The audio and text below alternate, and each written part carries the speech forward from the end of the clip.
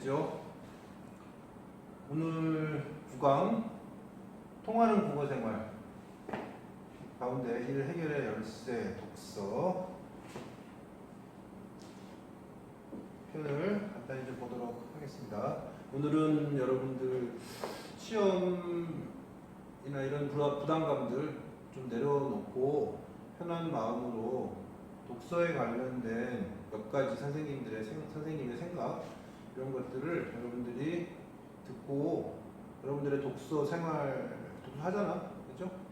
그런 것들하고 좀 비교해보고 교과서에 있는 질문하고 선생님이 요새 읽고 있는 책 하나 간략하게 여러분들하고 좀 나눠보고 시간을 공유해보고 이런 시간 갖도록 하겠습니다. 선생님이 그 다음 시간 금요일 날 선생님이 이제 할 건데 또 우선 선생님이 비문학 질문 3개 탑재해 놓을 거야. 다음 시간에 그거 풀어서 오시고요. 그 가운데 오늘 내용하고도 뭐 없잖아, 관련이 있는데 철학 질문 가운데 철학 분야 가운데 그 윤리학하고 관련된 질문 3개 올려놓을 거거든요. 그거 풀고 다음 시간에는 수업에 임해주기 바랍니다. 오늘은 뭐 문제풀이하고 이런 시간은 아니고 선생님이 이야기한 대로 우리 이거 이제 독서잖아. 독서니까 책을 그러니까 5문단에서 7문단짜리 연결성을 가지고 있는 비문학 지문 읽는 거랑은 좀 성격이 좀 달라요. 책을 한 권 읽는 것, 그죠? 그 책 한 권을 전체를 읽어내는 행위에 대해서 이야기를 간단히 좀 해볼게요. 생각이 좀 들었으면 좋겠습니다. 우선 우리 9단원의 학습 목표가 뭐냐 하면 여기 나와 있죠? 우리가 이제 책을 읽으면서 삶의 문제를 해결할 수 있는 실마리를 발견한다. 우리가 여러분들 지금 집에서 지금 강의 듣고 있을 거고 지금 학교에도 못 오고 나름대로 여러 가지 여러분들의 삶에 대해서 현재 상황에 대해서 앞으로의 인생에 대해서 또는 뭐 지나간 여러분들 과거의 여러분들의 삶의 모습들 이런 것도 생각하면서 살잖아. 그러면서 실타래 이게 이제 삶이라는 게 이렇게 쫙쫙쫙쫙 잘 풀려나가면 좋은데 잘 안 풀려나가지. 내 의지와는 상관없이 최근에 무슨 코로나든 여러분 또 이제 성적 문제든 그래요. 여러 가지 삶의 문제들을 겪고 있는데 잘 해결이 안 되잖아. 그럴 때 이 독서라고 하는 이 행위를 통해서 책을 읽으면서 뭐 소설일 수도 있고요, 시일 수도 있고 또는 뭐 다양한 여러분 좋아하는 책들. 요새 왜 서점에 보면 이런 거 많지 않니? 되게 사람들이 힘드니까 그런 것들을 어떤 심리적인 문제들을 안고 살아가는 거니까 사람들하고 잘 지내는 법이라든지 멘탈이 위기에 처했을 때 어떻게 극복하면 좋을지에 대한 방향성을 제시해주는 글이라든지. 네. 어쨌건 글을 읽으면서 우리는 삶을 해결할 수 있는 실마리를 발견할 수 있다는 거죠. 당연한 얘기. 그리고 결국 이제 글을 읽으면서 이런 실마리를 우리가 발견하기 위해서는요, 글을 잘 읽어야지. 이 글을 쓴 사람이 어떤 생각이나 관점을 가지고 있는지 이거를 정확히 읽어내야 할 것이고, 그 다음에 여기에 대한 나의 생각을 덧붙일 수도 있고 아니면 질문이나 의문을 풀 수도 있겠지. 그 방법보다는 이렇게 하는 게 더 좋겠다 등등 다양한 대안을 마련하면서입니다. 이게 전부 다 핵심은 뭐냐면 생각하면서 글을 읽는다는 거예요. 이런 것들을 오늘 주어진 질문을 검토하면서 여러분들 한번 생각해 봅시다. 우선 이거 한번 볼까요? 이제 선생님이 좀 전에 책상에 앉아가지고 독서와 관련해서 무슨 얘기를 얘들하고 해볼까 하면서 톡톡 글을 쳤어요. 친 내용인데요. 이런 얘기 하면 독서에 대한 너무 많은 이야기를 할 수 있을 텐데 우선 선생님이 이런 생각이 들었습니다. 단상 짧은 생각이야 선생님. 첫 번째, 독서와 망각. 왜 뜬금없이 망각이라는 얘기를 했을까? 야, 니네 글을 읽고 나면 여러분 비문학 지문 읽을 때도 마찬가지잖아. 1문단 읽고 2문단 읽고 3문단쯤 오면 1문단 내용 잘 생각 안 나. 그렇죠? 네.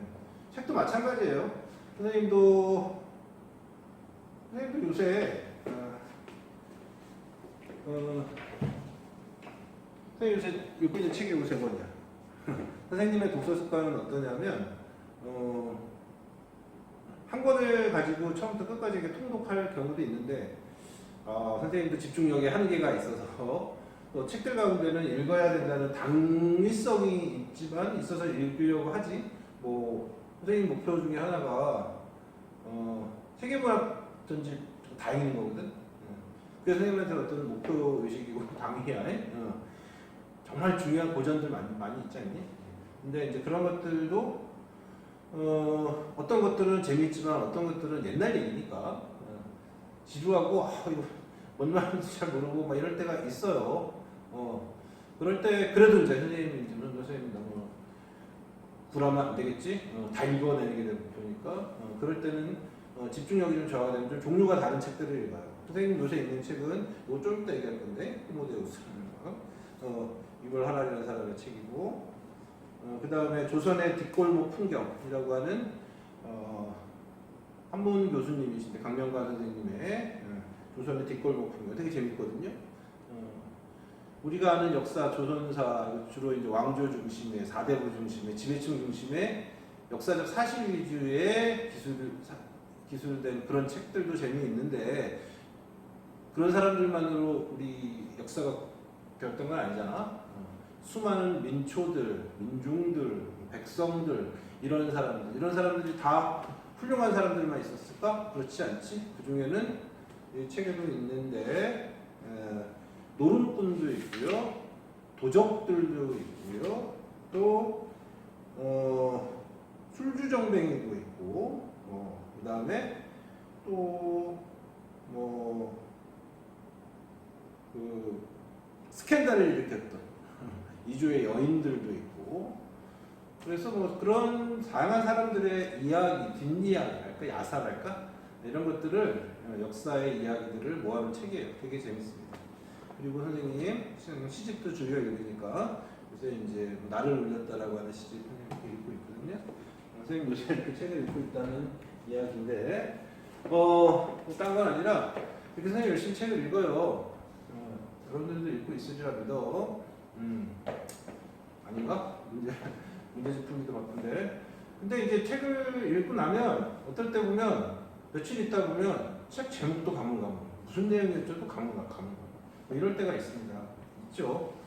기억나더라도 가장 핵심적인 거 몇 가지만 기억나고 전체적인 내용을 잘 기억이 안 나는 경우 되게 많아요. 선생님도 많은 책을 읽었지만 지금 뭐 잘 떠오르지 않는 경우가 많아요.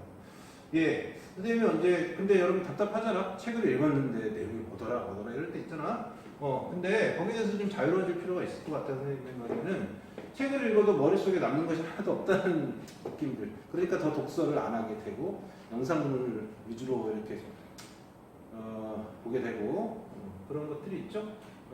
근데 선생님 생각에는 선생님이 보기에는 이 독서를 하면서 머릿속에 이 책 내용을 다 의식적으로 넣으려고 하는 것 자체가 좀 가능하지 않은 이야기인 것 같아요.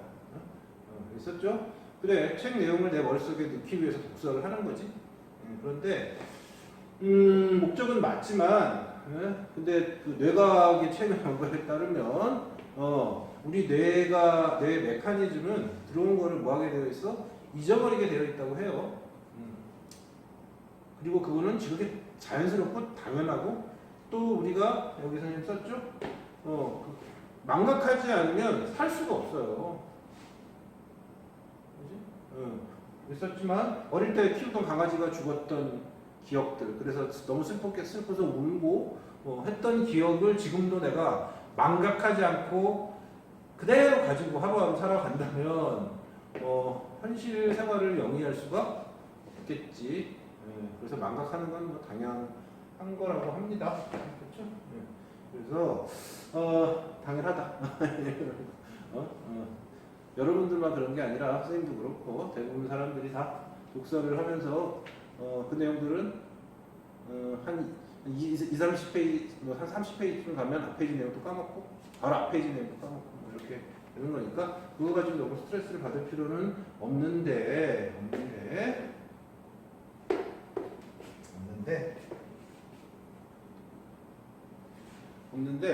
그러다 보니 요새는 그렇다고 해요. 과거에는 책을 많이 봐가지고 그 내용들을 내가 머릿속에 많이 기억을 해서 그러니까 정보를 많이 좀 이따 소유 얘기할 건데 소유하고 있는 사람이 결국은 지식을 소유하고 있는 사람이 힘을 갖게 되는 거지. 아는 자가 알지 못한 자를 지배하게 되는 거예요. 그래서 여기서 좀 광고가 있었죠? 권력이나 부를 가질 수 있는 거지. 그래서 좋은 데 가려고 하는. 그런데 요새는 이제 세상이 바뀌어서 지식이라고 하는 건 넘쳐서 네이버 검색만 해도 얼마나 많은 지식들이 많습니까? 그래서 요새는 정보를 다 내가 머릿속에 기억하는 능력이 중요한 게 아니라 그것보다는 어떤 정보가 어디에 있는지를 분별할 수 있는 능력이 훨씬 더 중요하다고 합니다. 그리고 또 정보를 접했을 때 수많은 정보 속에서 중요한 정보와 중요하지 않은 정보를 분별해서 중요한 정보를 잘 분류해서 내 책상 서랍, 내 컴퓨터 파일 속에 자신의 어떤 체계 속에 시스템 속에 그거를 저장해 놓고 필요한 순간에 그걸 잘 끄집어낼 수 있는 거예요.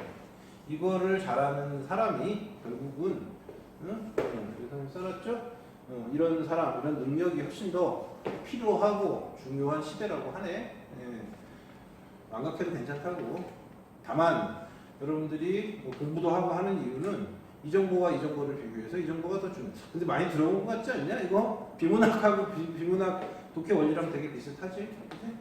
중요한 핵심 정보와 덜 중요한 핵심 정보를 분류해서 핵심 정보를 기억해두고, 그죠? 덜 중요한 정보는 위치 정보 기억해서 문제를 풀 때 연결시키는 거. 비슷한 것 같아요. 그래서 선생님 그랬잖아. 비문학 어차피 지문 드리고 다 기억해서 문제 풀면서 지문을 한 번도 돌아가지 않는 사람은 없다 그랬어. 돌아갈 수밖에 없다 그랬었습니다. 그렇죠? 그 횟수를 줄여야 된다고 이야기 했잖아요. 그치? 마찬가지야. 독서도 그렇게 해야 됩니다. 독서도 책 한 권을 읽고 다 기억하는 사람, 근데 그게 가능하지도 않고, 그것보다는 내용을 간추리고 그 내용이 중요한지 중요하지 않은지 판단해보고 그 위치를 파악해서 필요한 순간 그 내용이 이 책에 몇 페이지에 있었지, 어느 챕터에 있었지를 기억해서 그걸 끄집어낼 수 있는 능력을 여러분들이 기르셔야 한다. 그러니까 비문학 독해를 좀 확장시키면 7문단짜리 글을 읽는 거와 책 한 권을 읽는 게 그리 다르지 않다는 거예요. 그런 생각을 하시면서 읽어야 될 것 같고요. 편하게 들어. 선생님이 이제 국어교육과잖아? 국어교육과를 나왔겠죠? 그래서 이제 학부 때부터, 대학생일 때부터 항상 독서법에 좀 관심이 있었어요. 그래서 독서는 어떤 방식으로, 어떤 과정을 거쳐서 하느냐, 이건 되게 방법이 많아요.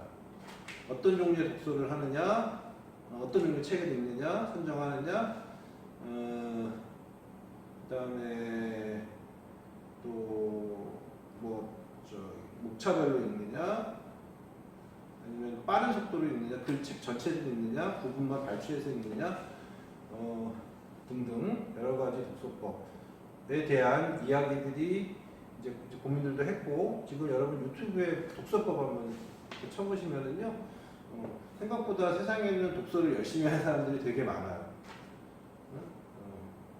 그런 사람들이 나만의 독서법을 소개하고 있는 영상들이 되게 많거든. 그런데 선생님은 우선 근데 항상 이 원칙이 중요한 거죠. 대부분 우선 독서가들도, 책을 많이 보는 분들도 출발은 전부 다 원칙에 충실한 독서법에서 시작했더라라는 겁니다. 그래서 여러분들도 우선 독서법이니까 거창한 것 같지만 딴 건 아니라, 선생님이 얘기했죠? 앞에 얘기했던 그거예요. 생각하며 독서하는 거예요. 책에 끌려다니는 게 아니라. 비문학 지문도 그랬지? 지문에 끌려다니면 안 된다. 그렇지? 능동적으로 적극적으로 생각하면서 독서를 하셔야 된다. 일반적으로 이렇게 시작을 해요. 항상 제목, 목차를 먼저 좀 꼼꼼히 따져보는 습관을 좀 들어보셔야 돼요. 책을 구입해서 그냥 1페이지부터 읽는 것도 좋은데 그래도 되는 책들도 있고, 그치? 읽다가 잠들어도 되는 책들 있지. 뭐 수필이라든지 가벼운 뭐 소설도 뭐 그래도 되고요. 소설은 따로 뭐 목차라는 게 존재하지는 않으니까. 예.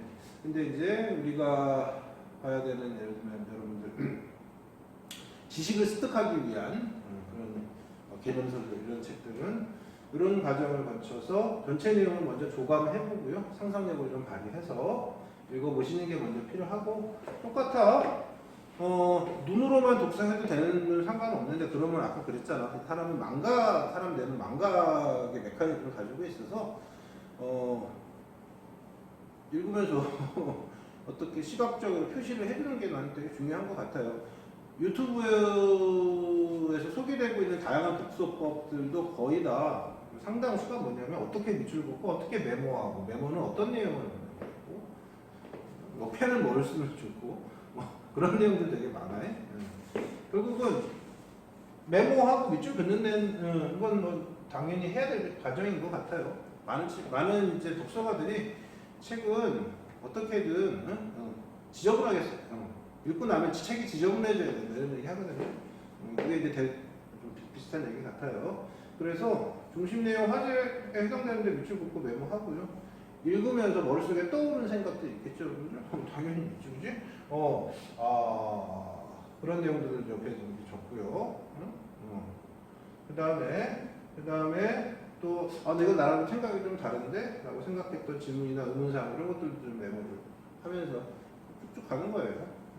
그 다음에 항상 필자에 생각하고 왜 그렇게 생각하는지를 좀 나눠서 좀 보려고 좀 노력을 하셔야 될 것 같고, 그리고 선생님이 계속 얘기했지, 요약은 되게 중요한 거라고. 요약을 잘하는 게 책을 잘 읽는 거라고 했었어요. 그죠? 책 다 읽고 나서 할 수는 없고, 그때그때 여러분들이 책 옆에다가 요약해보고, 가장 궁극적으로 좋은 거는, 궁극적으로는 요 요약된 걸 쭉 연결해서 자신만의 언어로 그 전체를 다시 한번 요약해보고, 뭐 이렇게 하면 책을 다 읽고 나서, 선생님도 이거 해요. 선생님도 한다고 하고, 선생님은 메모 이렇게 하고요. 그 다음에 선생님 가능하면 선생님 개인 독서 기록용으로 쓰는 이제 블로그 있거든요. 거기다가 선생님의 감상을 내용 앤드 선생님의 느낀 점 간단하게 적는 그런, 선생님 누구한테 보여주려고 하는 건 아니고, 선생님 읽은 책 그냥 까먹으니까 아까워서 정리해두거든요. 이렇게 하면 좋지 않을까, 그런 생각이 드네요. 그래서 우리 교과서 내용도 이제 결국은 이제 일맥상통하는 건데, 독서라고 하는 건 첫 번째 읽는 거예요, 당연히. 이 사람이 무슨 생각을 하고 있나 읽고 나서 그 의미에 대해서 내가 생각하고, 읽고 생각하고, 요게 아까 이제 학습 목표랑 관련이 있지 않냐, 내 삶에 어떻게 적용할 수 있을지 끊임없이 뭐 하는 거, 질문을 던지는 과정이다. 그죠? 열심히 봐야 돼. 점점 책 읽는 게 여러분들이 여러분들 좀 윗세대라, 사고 과정이랄까? 이게 좀 생활 패턴이 달라지고, 여러분들이 지식을 습득하는 매체들이 다양해지면서 훨씬 더 글 읽는데 하여튼, 좀 서툴러요. 어떡하냐? 근데 우리가 보는 많은 지식의 시험이라는 게 결국 우리의 어떤 다양한 지식의 역량들을 평가하는 거 아니겠어? 그거는 다 문자의 형태로, 물론 구술도 있지, 면접도 있지, 그렇지? 그러나 기본적으로 출발은 문자의 형태로 제공이 되고, 그거를 읽고 우리가 해내야 요점을 잘 간추려서 그거를 의미를 파악해서 그 의도에 합당한 답을 내야 되는 거기 때문에, 그것도 언어의 형태로, 글의 형태로 글을 쓴다는 것. 그렇기 때문에 독서는 정말 여러분들 하셔야 돼요. 생기부의 독서 활동 거의 넣기 위해서, 그건 아주 단견이에요. 독서는 물론 여러분들 힘들지, 문제 풀기도 벅차고, 당장 목요일 날 모의고사인데 성적 올려야 되는데 그렇긴 하나 여러분들이 이 중요성을 간과하지 마시고 그래도 꾸준하게 독서 활동을 계획을 세워서 진행해 주셔야 합니다. 우선 오늘 선생님이 그래서 이제 오늘 그 읽어보기 예시 한번 해볼까요? 편하게 들어보자. 이 글이라고 하는 건 책 한 권이야. 책 한 권. 그래서 5에서 7달러짜리 모의고사 지문하고는 좀 성격이 다르다 그랬어요. 모의고사 지문은요 1문단하고 마지막 문단 해서 딱 끝나는 거예요. 완결성이 있는 시작해서 끝 마무리까지. 그죠? 그 이상. 그런데 이제 우리 책이라고 하는 거는요 그렇진 않아요. 책은 책 전체 완결성은 따질 수 있을지 모르겠지만 단락이라든지 챕터 간의 챕터 안에서요. 근데 이제 문단 단락 안에서는요 뭐 중심 문장 잘 찾아지지 않는 경우도 있고 뭐 그래요. 그래서 뭐 비문학 지문의 어떤 엄격성을 우리가 일반 도서에 적용하기 좀 쉽지 않을 것 같고요. 뭐 짧게 선생님이 갑자기 이제 여러분들 생각이 좀 나서 여러분들 아까 요거 책 잠깐 얘기했죠? 그러면 선생님이 책을 어떻게 짧게 간단하게만 해볼게요. 이 책, 그죠? 이 책을 가지고 선생님 잠깐만 얘기해볼게요. 지금 내용을 뭐 설명하겠다는 건 아니고요. 얘를 어떻게 해볼까? 얘 간단히 선생님 언급해 보고요. 그 다음에 우리 지문이 소유냐 존재냐 이 지문으로 가보도록 하겠습니다.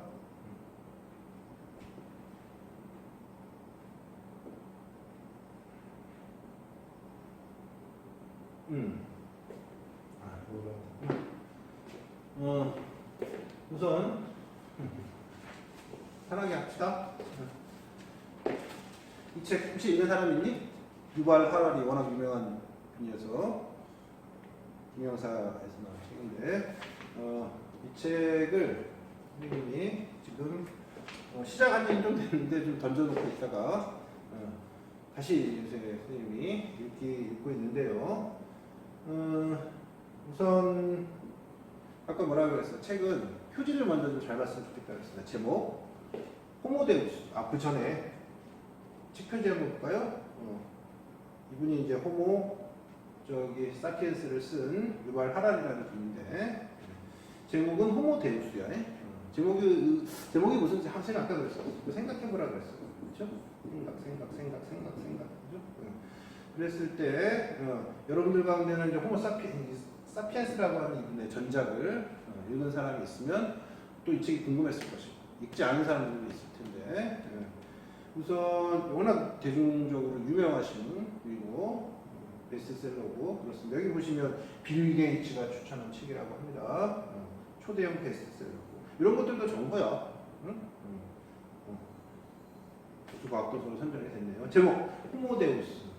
제목의 의미를 생각해보는 거지. 그냥 글을 읽어도 되지만 뭘까 호모데우스가? 호모는 인간을 나타내는 학명인데요. 데우스? 잘 뭔지 모르겠네. 데우스. 데우스니까 뭐 떠오르니? 아마데우스 떠오르지 않니? 그죠? 모차르트. 아마데우스인데 데우스. 데우스는 이게 맛이라는 뜻이라고 합니다. 그래서 호모 인간, 데우스가 신이 된 인간 뭐 이런 뜻이라고 해요. 그리고요 선생님은 이게 흥미로웠습니다. 미래의 역사. 우리 상식을 좀 뒤엎지. 역사와 미래. 이거는 모순형 아닌가 이런 생각이 선생님이 좀 들었습니다.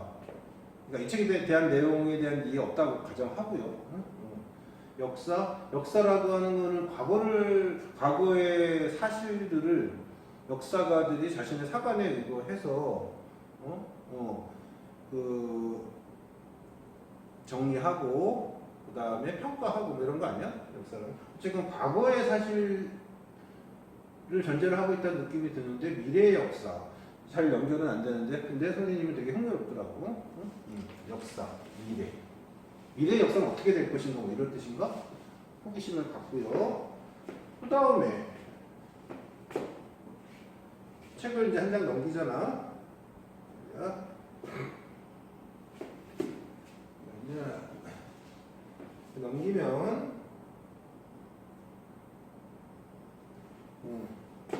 넘기면 저자 소개가 나오죠. 이렇게 보는 거죠. 이렇게 보면 문맥 아주 매섭네요. 그리고 머릿수도 좀 없어 보이고, 그죠? 이분에 대한 양력을 한번 훑어보는 것도 흥미로운 일이죠. 그래야 지문 내용에 대한 좀 이해를 하는데도 도움을 받을 수도 있고요. 특이한 점, 이스라엘 출신이라는 거, 그죠? 우리가 아는 많은 서양의 지식인들은 이제 북미, 유럽, 미국 또는 뭐 일본을 비롯한, 그죠? 선진국들 중심의 어떤 지식의 권력이 형성되어 있거든요. 근데 이분은 이스라엘 출신이라는 점도 좀 독특하고요. 중동 지방에서의 개인적 경험 이런 것들이 있을 것 같고, 영국에서 옥스퍼드 대학교에서 박사학위를 따셨는데 공부는 영국에 가서 하셨네. 그런데 전쟁사 역사의 다양한 분야들이 있을 텐데 그 중에 전쟁을 연구 대상으로 삼았다는 것. 특히 시기적으로는 중세, 현대도 있고 고대도 있을 텐데 중세의 전쟁사. 뭐 지역적으로는 유럽일 수도 있고 아시아일 수도 있고 아니면 중동의 전쟁일 수도 있고. 공부했다는 게 좀 특이하고요. 현재 예루살렘 히브리 대학에서 교수로 계시다고 하는 점도 특이한 것 같고, 그 다음에 역사와 생물학의 관계. 선생님 눈에 띄는 게 생물학이었어요. 역사학을 공부하는데 생물학? 이 두 개의 조합은 뭐지? 이런 생각이 들죠. 이런 게 여러분 통섭이고요, 그지? 융합이고 뭐 이런 거 아니겠습니까? 그래서 이게 좀 이분의 역사를 바라보는 관점을 다른 역사학자들하고 좀 차별화되는 지점이라는 생각이 좀 들었어요. 그래서 제목도 호모데우스, 그다음에 사피엔스, 학명 뭐 이런 걸 가지고 하지 않았나?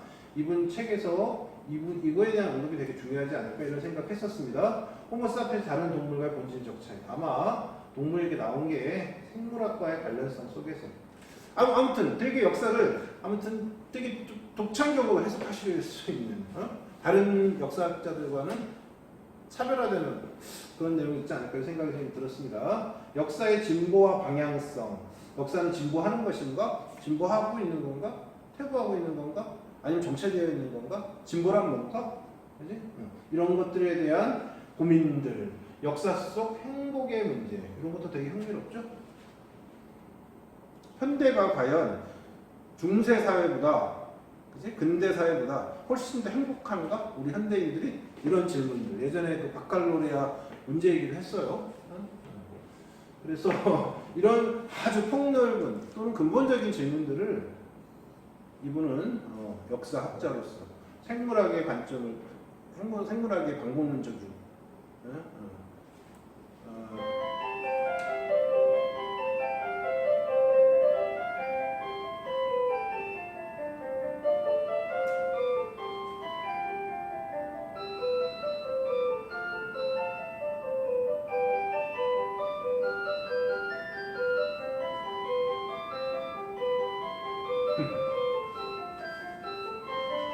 머스켓에서 웃었다.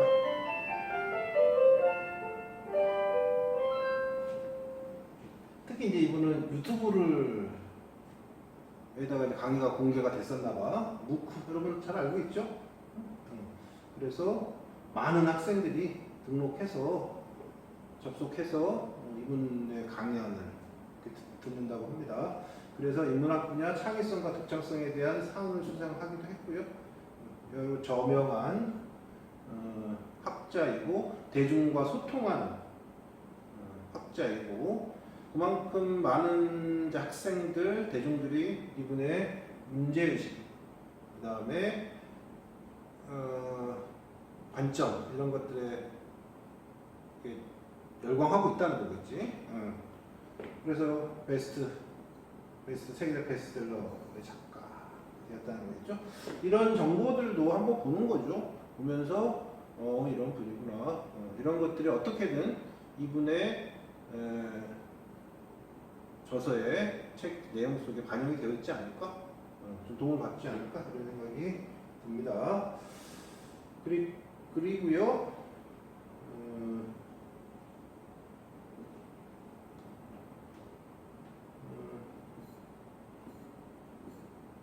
그리고 요거는 이제 이 책의 목차입니다. 목차. 선생님 아까 그랬잖아. 표지도 잘 보고 저자도 한번 보는 거고, 그 다음에 목차도 한번 여러분들이 살펴보는 게 전체 구조를 그리는 데 좀 유용할 수 있습니다. 1부, 2부, 3부로 구성되어 있는데요. 다 호모사피엔스, 현생 인류지 우리들 에 대한 이야기인데요. 세계를 정복했대요.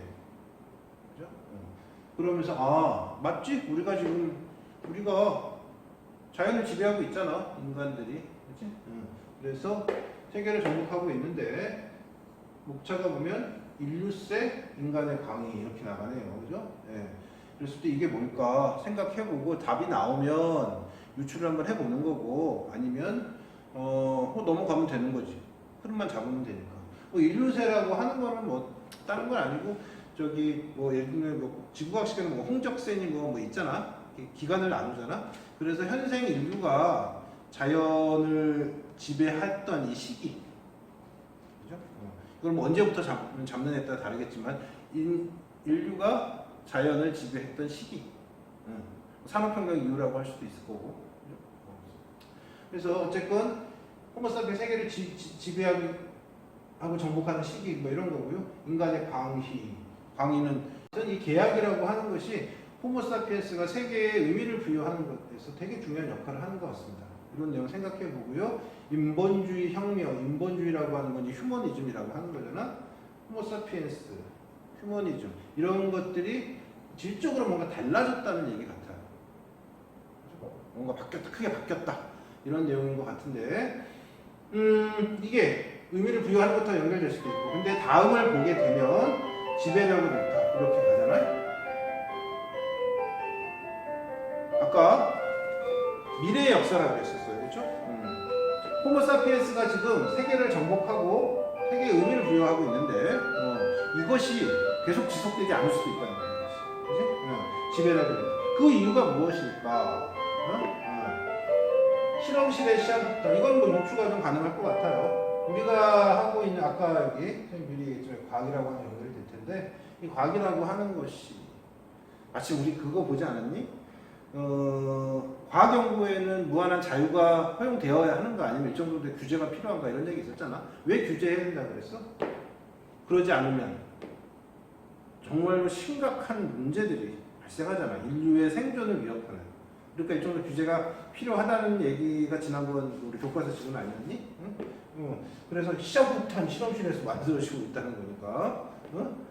이런 것들이 지배력을, 자연에 대한 지배력을 잃어버리는데 큰 역할을 하는 거 아닙니까? 중대한 분리. 글쎄요, 뭐로부터 뭐가 분리되는 건지.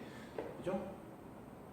이거는 선생님도 이거 읽어보면요. 지능과 인간의, 호모사피엔스의 지능과 인식이 분리된다. 이렇게 나와요. 읽어보시면. 지능만 있으면 되잖아, 이제. 사람이 갖고 있는 인식.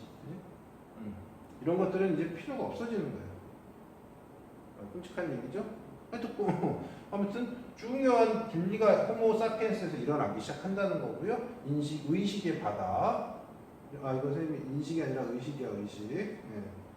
의식의 바다. 잘 뭔지 모르겠어요. 아무튼 요 말은 되게 강렬하죠. 교니까 종교할 때 교겠죠.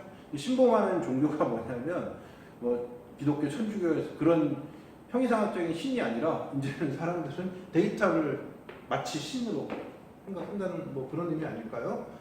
그러면서 호모사피엔스가 가지고 있는 지배력이 약화된다는 거지. 암울한데요? 그래서 이런 내용들이 있다는 걸 눈으로 쑥쑥 훑어보는 거야. 이거 잘 안 떠오르더라도, 그러니까 여러분들 다양한 책도 읽을 거 아니야? 목차를, 딴 건 아니고, 목차를 여러분들이 한번 나름대로 여러분들이 읽으면서 재구성해보려고 한번 노력해보세요. 어떤 책이든지. 잘 되는 것도 있고, 안 되는 것도 있고, 목차가 이렇게 짜임새 없이 막 있는 것들도 그렇거든. 그러나 하여튼 목차를 읽는 행위는 그리고 눈으로 훑어가면서 그 목차에도 핵심 모델이 있다고. 걔를 쭉쭉 연결하면서 나름대로 여러분들이 스토리를 만들어 가는 거. 그게 능동적인 독서의 출발점이다. 여러분 이렇게 생각하시면 될 것 같아요. 알겠죠? 뭐 이거 선생님 얘기가 맞는지 안 맞는지 일과 그거는 이 책 사서 읽어봐. 응? 알겠지? 됐습니다. 그리고 나서 이 책을 넘기면은요. 이 책을 넘기면 이거 선생님 그냥 넘어갈까 하다가 이 앞쪽에 유발 하라리라고 하는 이 학자가 이 선생님이 교수님이 이 책을 한국 학생 이 책이 읽다면 한국에 대한 이야기가 간혹 나오거든요. 한국 관심이 좀 많은 것 같아요. 그래서 특히 한국 고등학생들 자신의 책을 많이 열심히 읽는다는 얘기를 들었나 보지. 그래서 여기에 보면은 유발 하라리가 한국의 고등학생이 보내는 편지 이런 내용이 있어서 좀 느낌이 좀 같습니다. 그래서 이거 선생님이 탑재해 놓을 때 이거 PDF로 이거 짧아요. 짧은 글이라서 올려놓을 테니까 여러분들 한번 읽어봤으면 좋겠고 핵심만 좀 관찰해 보면 21세기에도 여전히 역사와 과학은 중요하고 고등학생인 여러분들이 관심을 계속 갖고 좀 공부 뭐 문제집 푸는 공부를 좀 넘어서는 거겠지. 관심을 좀 계속 좀 가져달라 뭐 이런 것 같아요. 핵심만 선생님이 좀 관찰해 보면 뭐 여러분 따라와 그냥 간단히 보세요. 이것도 이제 비문학 독해라고 이제 보시면 이런 거겠지. 역사 공부하는 진정한 목적. 수능에서 한국사 만점 받기 위해서 여러분 슬픈 거고. 되게 중요한 얘기를 해요. 과거를 기억하는 거 이거 같아요 일반적으로 그렇지? 그게 아니다. 내가 생각하기에 이 과거로부터 뭐 되기 위해서 자유로워지기 위해서 역사를 공부해야 된다.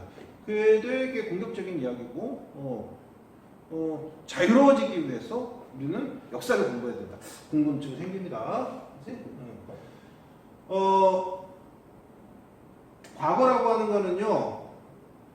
우리는 과거에 우리가 코로나19 감염 예방을 위해 손씻기와 마스크 착용을 세워야 합니다. 하루에 10번씩 손을 씻어도 지나치지 않습니다. 기침이나 재채기를 할 때는 옷선으로 가리고해야 하며 씻지 않은 손으로 눈, 코, 입을 만지지 않습니다. 열이 나거나 호흡기 증상이 있을 때는 반드시 선생님에게 알려야 합니다. 건강한 학교 생활을 위해 코로나19 예방수칙을 잘 지킵니다. 이제 끝날 때까지는 안 올 거야. 우리가 과거의 이야기에 의해서 우리 지배를 당하고 있고 그건 우리가 참된 본질이라고 우리는 생각을 하는 거지. 근데 이 유발 하라리 교수님은 그거는 허구적인 이야기라고 이야기하네. 예를 들지 짧게 요약하면 이분 아까 이스라엘 사람이었잖아. 당신 누구냐? 나는 누구냐라고 물으면 나는 이스라엘 사람이고 유대인이다. 선생님한테 물으면 나는 한국 사람이고 한민족이다. 뭐 그대로 가면 그죠? 그렇게 얘기할 수 있겠지? 그런데 이건 최근에 만들어졌다는 거야. 인류의 역사를 뭐 200만 년이라고 잡았을 때 국가 종교라고 하는 건 정말 얼마 안 됐잖아. 그치? 그래서 5,000년 전에는 한국인도 유대인도 없었다는 거야. 중국인도 없고. 그래서 흐름을 좀 보면서 갈까요? 그래서 영원한 진리가 아니라는 거지. 한국 사람이고 한민족이라고 하는 거. 이스라엘 사람이고 유대인이고 라고 하는 것은 영원한 건 아니라는 거지. 이런 것들을 넘어서야 한다는 거지. 그래서 역사는 과거에 관한 것이 아니다. 현재에 관한 것이다. 재밌는 이야기야. 역사는 과거에 대한 게 아니라 현재에 대한 이야기야. 과거라고 사람들이 모두 죽었고 다시 돌아갈 수도 없어요. 그래서 1000년 전에 죽은 왕, 1000년 전에 고려가 있었다고 쳤을 때 우리가 태어나기 전에 끝난 전쟁 이런 데 누가 관심이 있어. 그러나 역적 오늘날 우리가 살아가는 방식이 이 과거에 의해서 만들어졌다는 사실을 우리가 깨닫게 되면 되게 중요한 가치가 의미부여가 된다는 거겠지. 왜냐하면 이 왕과 전쟁은 이 과거의 이런 역사적 사실들은 통해서 우리가 사는 방식이 만들어졌다는 것이겠죠. 이런 것들을 통해서 우리의 사회, 법, 정치, 체제, 구조, 지배적 종교적 믿음들이 결정되었다. 다시 과거라고 하는 거에 의해서 현재가 결정된다는 거예요. 여기까지 흐름 했죠? 우리 다시 역사 공간의 목적은 우리가 자유로워지기 위해서라고 이야기를 합니다. 그렇죠? 현재라고 하는 건 과거에서 만들어지는 거지. 그런데 여기 다시 얘기합니다. 역사를 공부하게 되면 많은 이야기로부터 스스로 자유로워질 수 있다. 예를 들면 여성들은 남성보다 열등하다는 이야기를 몰라. 동의하든 동의하지 않든. 근데 실제는요. 이 이야기 이게 뭐가 되는 거야? 과거가 만들어낸 거야. 그런데 그건 사실이 아니라는 거지. 또 뭐 조금 기분 나쁠 수 있지? 근데 한국 사람들은 한국인은 유럽, 일본인이나 중국인보다 열등하다는 이야기를 뭐고 우리 입장에서는 그렇지만 전 세계적인 인식은 이랬었나 보지? 응? 그런데 이것도 사실이 아니라는 거지. 이거는 과거지만 현재 그 사실이 아니라는 거야. 그렇죠? 동물은 죽이거나 착취해도 된다는 생각? 근데 그렇지 않다는 거. 그 다음에 이런 이야기를 하기 위해서 본인의 구체적인 거랄까 개인적인 체험만큼 강력한 뒷받침 내용은 없어요. 나의 개인적인 이야기를 할게요. 나는 과거의 이야기들을 통해서 이 이야기를 어떻게 현재의 삶을 만드는지 나는 내 체험 삶의 과정을 통해서 배웠다. 왜냐하면 여기서 아주 충격적인 고백을 하죠. 나는 동성애자다. 그죠? 그런데 동성애자는 자연의 법칙을 깬 거다.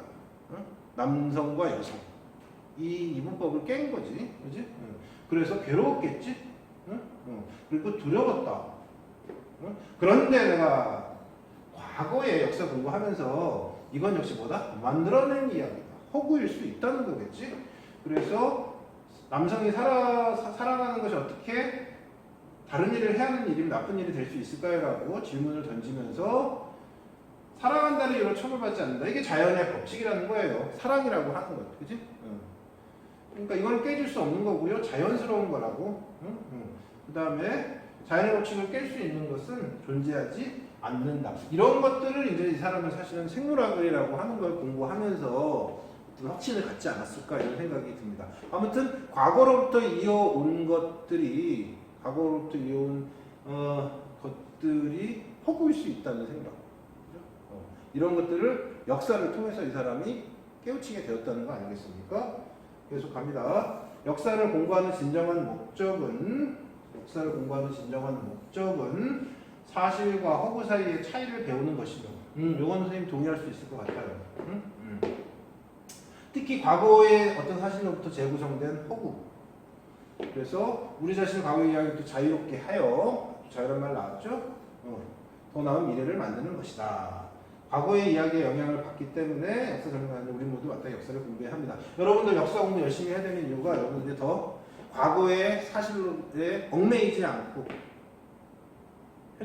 비판적으로 성찰함으로써 여러분들의 앞으로 미래를 재구성하고 분석할 수 있는 능력을 키울 수 있다는 것이겠지. 그 다음에 또 중요한 내용, 과학도 여러분들에게 매우 중요하다. 21세기에 있어서의 과학이라고 하는 거는요, 여기 나오는 거지만 정말로 중요하다. 사회경제 개인적상 크게 변화시키는 과학이라고 하는 것이 가지고 있는 중요성. 그러니까 역사학자들도 과학이라고 하는 거야. 본인이 아까 뭘 공부했어? 생물학을 공부했잖아. 그치? 일리가 있는 말 같습니다. 우리가 가장 기후, 인공지능, 생명공학 이런 과학적 문제가 가장 중요하고 정치가나 시민, 과학이 무지하면 위험하다. 모든 사람이 다 과학자가 될 필요는 없지만 이게 그 내용이죠. 역시 과학자들은 그들의 발명과 발견이 역사의 흐름을, 사회 역사의 흐름을 바꾸는 힘이 있다는 깨달아야 합니다. 그래서 뒤에 가면 되게 재밌는 말 나와요. 새로운 기술을 개발하는 과학자들은 세계에서 가장 두려워하는 정치인을 떠올린 다음 스스로 물어보았으면 합니다. 예를 들면 정치인이 히틀러면 어떡할 거야? 그지? 그 사람이 내가 개발하는 기술로 내가 효율성이 높은 가스를 만들려고 했어. 그치? 기체를 만들려고 했어요. 효율성이 높다는 건 조금만 가지고도, 소량을 가지고도 훨씬 더 많은 사람을 살상할 수 있는 그런 가스를 만들려고 했어. 근데 이걸로 유대인을 학살하려고 하는 용도로 사용하는 건지 아니면 좋은 용도로, 긍정적으로 이걸 사용하는 건지 이런 의문을 가져야 된다는 거 아니겠습니까? 책임의식. 지난번에 아까 얘기했던 그 과학 연구에는 무제한의 자유가 허용돼야 되느냐, 그죠? 네, 그거랑 관련이 있겠지. 이것도 역시 이제 규제가 좀 필요하다는 논리랑 연결이 될 것 같습니다. 딴 거 없죠? 여러분들은 유발 하라리 교수님께서 여러분들한테 역사랑 과학 공부 열심히 하래요. 그죠? 그래야 뭐 대학을 가고 이걸 넘어서서 여러분들이 살아갈 앞으로의 미래에 해안을 가질 수 있다, 이런 내용인 것 같습니다. 선생님이 편하게 이거 여러분들 이렇게 목차를 보고요. 이거 일종의 이제 서문일 수도 있을 텐데 이런 것까지 보고 그 다음에 챕터를 하나하나 문단별로 중심 내용 뭔지 생각하면서 읽는 습관, 그리고 밑줄 긋고 그 다음에 메모를 하면서 책을 읽어가면 어떨까, 이런 생각이 들었습니다. 하면서 늘지 않을까, 이런 생각이 듭니다. 금방 이제 이걸 한번 볼게요. 짠. 다시.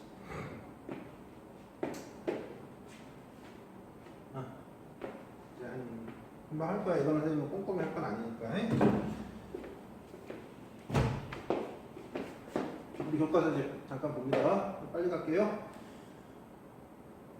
제목이 뭐냐면 소유냐 존재냐. 항상 제목 생각하라 그랬지. 그 다음에 작가 한번 보고요. 책 한 권이야. 두껍지? 이 중에 아주 극히 일부야. 일부에 해당되는 내용. 일부 이게 총 구성이 서론 1부, 2부, 3부 이렇게 구성되어 있거든요. 1부에서도 맨 앞부분 아주 극히 일부야.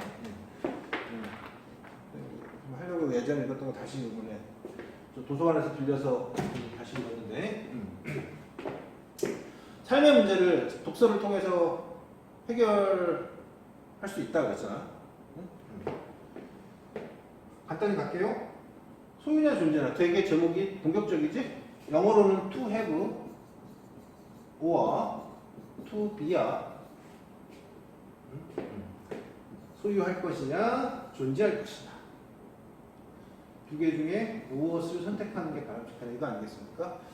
선생님 삶의 문제 밑에서 한번 얘기해볼게요. 선생님 요새 고민이 뭐냐면 이 정도면 됐나? 뭐 하여튼 여러 가지 더 가지려고. 이거는 뭐 단순하게 뭐 돈 통장에 잔고가 더 생기고 아파트값이 더 오르고 뭐 이런 거라기보다 뭔가 더 그래도 지식일 수도 있고 여러 가지 더 가지려고 하는 욕망이 없겠어, 선생님이. 근데 아니야. 현재 내가 있는 그 자체로 만족하는 삶, 이건 어떨 것이냐. 이런 어떤 두 개의 실존적인 고민이 있다고. 여러분들도 있죠? 여러분 부모님들도 있고. 이런 고민을 하는 와중에 이런 책을 보게 됩니다. 궁금하죠? 이거냐, 이거냐. 그지? 아니면 둘 다 해야 돼. 다 할 수 있는 거냐. 이런 생각이 이제 들죠. 긴 글이고요. 선생님이 압축해서 선생님이 이야기할게요. 문단별로 사고해보면 되죠. 소유와 존재의 차이를 아는 것. 소유와 존재의 차이를 아는 것. 선생님이 요거 언제 다 읽고 있냐? 다 읽진 않을 거야. 소유와 존재 간의 선택은 상식에 물을 만한 것이 아니야. 그러니까 당연하다는 거야. 그러니까 물어볼 필요가 없다는 거야. 왜냐하면 여기서 나오죠. 우리 생활이라고 하는 건 소유를 하지 않고는 살 수가 없는 삶의 방식을 우리 이미 취하고 있는 거지. 모든 게 다 소유야. 그래서 소유의 본질이 존재의 본질이 오히려 소유이기 때문에 소유라고 하는 우리 본질을 가지고 있고요. 그죠? 요 안에 존재라고 하는 게 있다. 존재가 손에서 벗어날 수 없다는 것이겠죠? 현대사회에서 선택할 필요조차가 없다. 왜냐하면 당연히 소유 중심의 삶을 사니까, 우리가. 그런데 우리가 알고 있는 위대한 스승들, 대표적으로 부처니, 예수니, 에크하르트, 이런 사람들은 우리가 훌륭한 사람들이라고 하는 인생의 스승이라고. 이분들이 다 뭐 했다? 소유를 갈망하는 삶을 버리라고 그랬어요. 소유 나쁜 거야. 예수 또한 그랬고요. 에크하르트라고 하는 독일의 철학자도 자신을 열어 비어있게 해라. 무소유 이런 거 좀 떠오르죠? 그죠? 이런 우리가 훌륭하다고 하는 분들은 다 어떤 가치 선택을 했다? 존재를 선택하시는 사람들이기 때문에 우리가 또 위대한 스승들이라고 이야기하는 거지. 그지?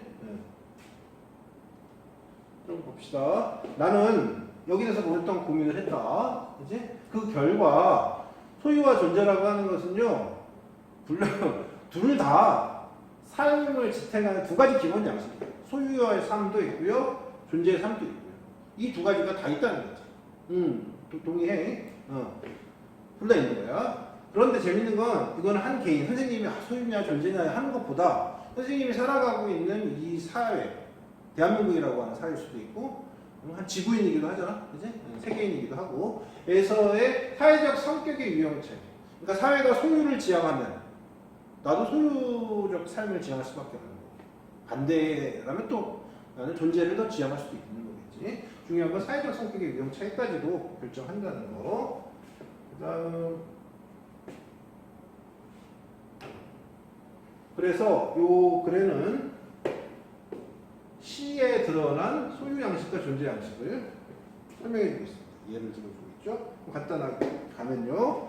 요거 테니슨이라는 사람의 시에서 시적 대상 꽃을 보는데 뽑아서 뿌리채 내 손에 들고 있대요. 이거 뭐 딱 보기에 뭐야? 소유지? 소유라고 하는 거지. 그 이유는 뿌리와 내 모든 것을 알 수 있다면 알고 싶은 거지. 지식. 진리를 소유하기 위해서, 그죠? 이 사람은 꽃 너를 알겠어. 꽃을 뽑아서 손에 들고 있는 거야. 소유의 방식을 이 시에서 확인할 수 있는 거고. 근데 마쇼라고 하는 일본 시인의 시에서는 꽃을 어떻게 해요? 살펴만 보고 피어 있다고만 얘기하지. 얘는 소유해요, 안 해요? 소유하지 않지? 그냥 바라만 보고 있는 거지. 내가 있고요, 꽃이 있고요, 그죠? 주체, 객체여가지고 얘를 손에 딱 잡는 게 아니라 얘하고 나와 이 꽃은요 대등한 존재야. 그치? 맞나요? 얘도 주체고요, 하나의 주체라고. 내가 얘를 보듯이 얘도 날 보는 거지. 그치? 인정하는 거라고 얘는. 얘의 존재를. 읽어보시면 될 것 같습니다. 여기 보시면 테니스는 소유하려고, 그치? 결국은 꽃을 뿌리채 뽑으면 죽겠지? 해체함으로써 진리를 찾으려는 사람. 괜찮죠? 근데 바시오는 어땠다? 뽑으려 하지 않았고요. 살펴만 본다고 생각했던 것처럼 존재를 더, 존재적 가치를 더 중요시하는 태도라고 볼 수가 있겠죠? 그 내용 여기 나와 있어. 그런데 괴테가 흥미로운 시를 한 편 볼 수가 있는데요. 똑같아요. 괴테도 꽃송이를 봤습니다. 봤는데 그 꽃은 참 아름다웠어. 존재 자체가 아름다워. 그죠? 그래서 갖고 싶었어. 꺾으라고 그랬지. 소유하라고 그랬다. 그치? 소유하라고 그랬잖아. 그런데 꽃이 뭐라고? 나 꺾으면 뽑아버리면 나 죽는데요? 나라고 하는 존재가 해체되고 파괴되는데요? 그래서 나는 어땠어? 하나에서 집으로 가져왔죠. 비슷하지? 이것도 소유 같긴 하지? 그런데 아까 테니스의 소유와는 완전히 좀 다르죠? 그대로 집을 가져와서 했더니 다시 살아났대요. 그렇죠? 그래서 꽃을 피우고 있다고 합니다. 그러니까 어찌 보면 좀 그 바시오와 테니스의 중간 정도인 것 같아요. 베테는 여기에 대해서 우리 글에서는 뭐라고 설명해주고 있냐 하면 여기서 나오는 것처럼 베테에게 생명의 힘은 단순한 지적 호기심의 힘보다 강했다. 뿌리채 뽑지 않았잖아, 그지? 그렇기 때문에 괴테도 결국 뭘 선택한 거야? 존재 양식을 더 선택한 거라고 하면 되겠죠? 괴테 철학이 잘 드러납니다. 꽃에 대해서 테니스는 소유 양식, 괜찮지? 반면에 호체에 대해서는 과시와 개태가 유사한 생각이겠죠. 존재 양식에 해당되고요. 인정한다는 거지. 세계와 하나가 되는 삶의 양식을 뜻한다고 합니다. 조금 더 들어가 보면요. 우리 이 제목이 안정감하고 불안감이거든요. 소유지향적 삶. 이제 소유 양식이라고 하는 건 우리가 왜 소유를 하니? 돈을 왜 우리는 갖고 싶어요? 돈이 있어야 안정감을 느끼기 때문 아니겠습니까? 우리는 두려움을 항상 가지고 살아요. 그지? 회피하려고 한다고. 우리는 항상 소유의 삶을 살지 어릴 때부터 어머니를 소유했었고요. 이제 성장하게 되면서 부모님, 장난감도 소유하게 되고 직업, 사회적 지위, 배우자, 자녀들도 소유하게 되고 내생이라고 말할 거예요. 내가 나중에 죽어서 묻힐 무덤 이런 것들도 내 소유라고 할 수 있고 보험, 죽어서 받게 되는 내 가족이 받겠지? 보험 이런 것들까지 다 소유. 우리 삶은 소유에서 시작해서 소유에서 끝나는지도 몰라. 그렇지? 그런 왜 이렇게 소유를 한다? 우리는 안정감을 느끼기 위해서입니다. 그렇죠? 그런데 재밌는 거는 이런 얘기를 해요. 재밌는 건 우리가 영웅이라고 부르는 사람들이 있다. 새로운 것에 대한 이상을 가진 사람들, 세계를 개척하는 사람들, 우리는 그들을 영웅이라고 부르고 그들을 열광한다. 그들의 삶을 우리가 흠모한다고. 맞니? 그래서 얽매이지 않고, 다른 말로 뭐야?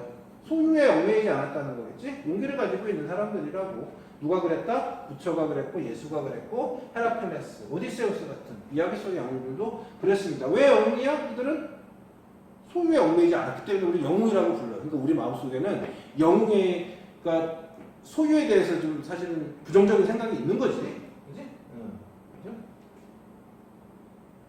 재밌게도 우리가 영웅을 찬양하는 것은 이렇게 살고 싶기 때문이겠지.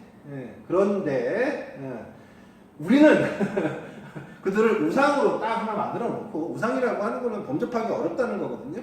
나와는 레벨이 다른 사람들이지. 그치? 근데 우리는 영웅 아니야 라고 쉽게 얘기할지도 몰라요. 그런데 여기 나오는 것처럼 조심성만큼 뭔가 소유하고 있는 사람들은 안정감을 느끼고 있는 것 같지만 많이 소유하고 있을수록 우리는 부러워하잖아. 그치? 근데 그들이야말로 진짜 불안정한 사람이야. 진짜로 불안감을 가지고 살아가는 사람. 왜냐하면 그들이 가지고 있는 것들은 자신 내부에 있는 게 아니라 어디에 있는 거야? 외부에 있는 것. 소유하고 있는 것들은 외부에 있는 것. 자기 외부에 있으니까 당연히 어때? 언제든지 뺏길 수 있는 거지. 잃어버릴 수 있는 거지. 그러니까 불안할 수밖에 없다는 거야. 소유하는 자들은 불안감을 갖고 살 수밖에 없다는 논지전개가 계속 이어지고 있어요. 핵심만 할게요. 잃어버리는 그 사람들은요, 제 밑줄 게 핵심 내용인데요. 절망하고 좌절하게 되고 두려움, 이런 할까봐 이런 두려움들을 가지고 살아가는 거겠지. 그리고 그들은 끊임없이 더 많이 소유하라고 하는 욕망을 가지고 있는 거야. 좀 우스갯소리 있는 사람이 더하다 그러지 우리가, 그렇지? 그런 경우 많이 본다. 이런 욕망을 가지고 있기 때문에 사실은 이 욕망은 끝이 없겠죠. 그러다 보니 점점 방어적되고 경직되고 의심 많아지고, 불우이웃 좀 도우려고 그러면 진짜 이 돈이 불우이웃한테 갈까? 이런 의심 많이 하고요. 그럼 또 외로워지는 거겠지. 소유 양식의 삶은 끊임없이 고통이 초래될 수밖에 없다라는 작가의 필자의 진단이야. 가볼게요. 그렇다면 존재 양식의 삶은 어떨까? 존재 양식의 삶은 어떨까? 이거는 소유하고 있는 것을 잃어버릴지도 모르는 위험에서는 걱정과 불안이 없어요. 존재 양식에. 아까 봤잖아. 소유 양식의 삶은 어땠어? 끊임없이 잃어버릴지도 모른다라는. 그리고 더 가지려고 하는 욕망 때문에 고통스럽다 했잖아. 그런데 아니다. 존재 양식의 삶을 지향하면 선생님도 이렇게 살아야 되지 않나 이런 생각을 한다고. 선생님도. 그래서 존재하는 나. 내 안에 있는 건데, 나에 대한 믿음 이런 건데요. 그렇죠? 여기서 나오는 예를 들면 이성의 힘, 사랑의 힘, 예수적 가창조의 힘 이런 것들, 이런 거는 누가 훔쳐갈 수 있는 거 아니잖아. 그러니까 불안하지 않는다고. 불안하지 않다고. 뺏길까 봐. 됐나요? 존재 양식은 안정감과 주체성을 준다. 상대적으로 소유 양식의 삶보다.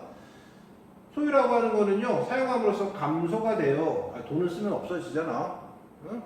그런데 존재는요, 실천함으로 성장한다고. 이런 것들은 사랑의 힘, 예술적, 지적, 창조의 힘, 이성의 힘 같은 것들은요 쓰면 쓸수록 더 개발되고 더 성장한대요. 그렇죠? 존재 양식이라고 하면 실천으로 성장이 된다는 거예요. 물론 존재 양식의 삶도 위험이 있을 수 있지만 그 위험은 내 자신 속에 있는 거. 이런 사람들 있지? 믿음의 삶에 대한 더 이상 삶에 대한 믿음이 없어. 이런 사람들 불행하잖아. 그 다음에 믿음의 부족, 퇴보적 경향, 예적인 나태. 이것이 그지? 나태한 거 조심해야지. 아니면 주체적이지 못한 거지. 남에게 내 삶을 맡기려고 하는 태도. 이런 것들, 이런 것들이 존재 양식의 삶에서 위험을 초래할 수도 있지만 상대적으로 소유 양식의 삶과는 사정은 좀 다르다. 아직 괜찮나요? 까지 해서 이 글이 아마 끝날 거야. 결국 이 글을 통해서 우리가 여러분들 선생님은 이런 생각을 했다. 내 삶에 이제 비춰봐야 될 거 아니야? 선생님 소유라고 하는 것에서 내가 자유로울 수는 없다는 걸 알지만 내가 선택을 해야 된다면 이것이 가지고 있는 위험성들이 있지 않냐? 사소하게는 우리도 꽃을 보면서 선생님도 꺾고 싶을 때도 있고 바라보면 좀 위에서 만족을 느낄 때도 있고 그죠? 그랬을 때 선생님이 놓치고 있는 분들이 있지 않을까. 나라는 존재, 그지? 그러니까 무엇이고 얘를 위해서 조금 더 내가 아까 사용할수록 얘는 성장한다고 그랬잖아. 성장시키기 위해서 더 노력을 해야 되지 않는가. 가지려고 더 하면 욕망하게 되면 이게 선생님을 고통스럽게 만들 수도 있잖아. 그 선생님이 요새 조금 힘들고 이럴 때는 선생님의 소유 욕망이 더 강해져서 그런 건 아닐까. 이런 선생님이 의심을 해보는 거지. 이렇게 내 삶의 문제에 이 글을 대입해 보는 거죠. 하면서 내 나름대로 소유보다는 존재지향적 삶에 대해서 조금 더 관심을 갖고 지향해야 하는 태도를 가져야겠다는 선생님의 글을 읽고 느낀 점이었어요. 됐나요? 네.